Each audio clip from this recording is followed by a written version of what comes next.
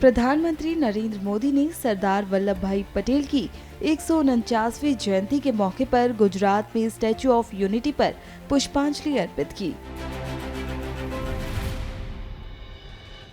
इस मौके पर यहां पीएम मोदी ने वन नेशन वन इलेक्शन पर बात की।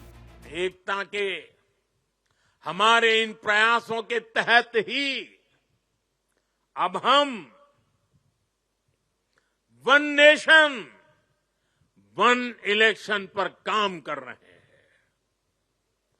जो भारत के लोकतंत्र को मजबूती देगा, जो भारत के संसाधनों का ऑप्टिमम आउटकम देगा और देश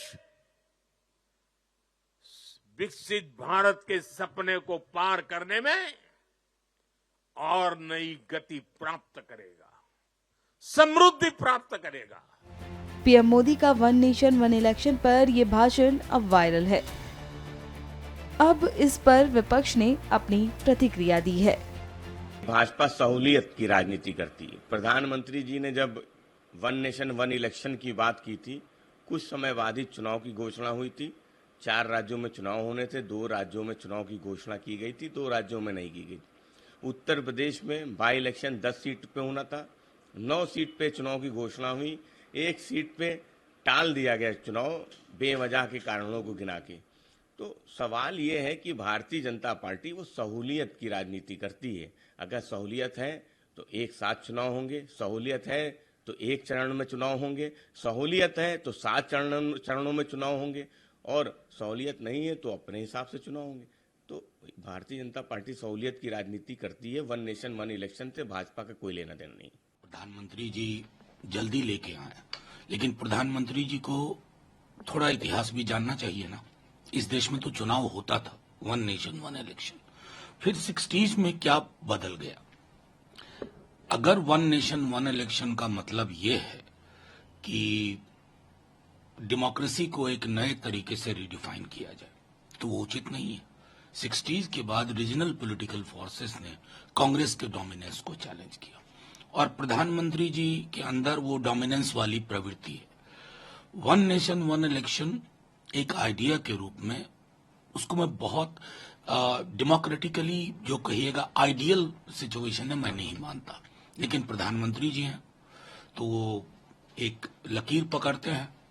वही हाल है यूनिफॉर्म सिविल कोड को लेकर के उनका।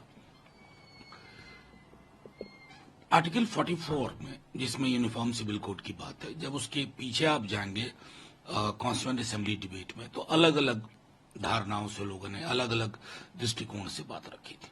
विशाल देश है, आदिवासी समुदाय, अलग अलग समुदायों की अलग रवायत है। ये वननेस का ऑब्सेशन ना इस देश की मूल प्रवृत्ति को छेड़छाड़ ना करे। कई मामलों में तो ऑलरेडी यूनिफॉर्मिटी है।